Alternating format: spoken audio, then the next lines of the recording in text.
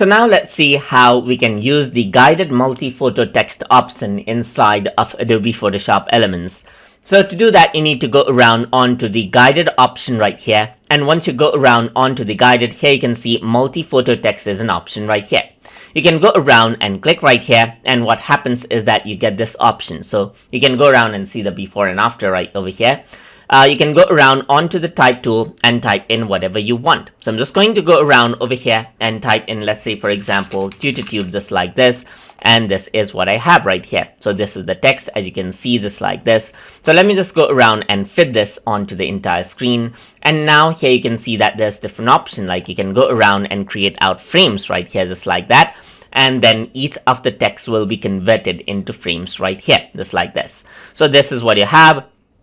And then over here, now what you can do is you can go around, click over here, and you can click to add a photo right here. So I'm just going to go around onto the tube folder right here. So let's say I'm just going to go around and select out this photo, and you can see that there's this photo right here. Similarly, you can go around over here and then just press the check mark. You can go around over here, select out another photo. So I'm just going to go around and select out another photo right here, and you can go around and increase the size of the photo, and just like this, as you can see, you can even rotate it, as you can see right here.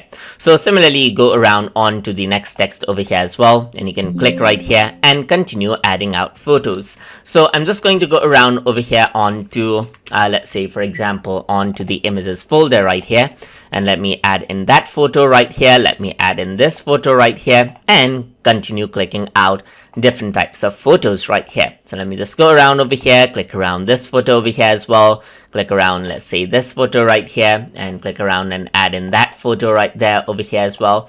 And I'm just going to go around, continue that out. So let me just go around over here onto let's say down, and I want to use this photo over here.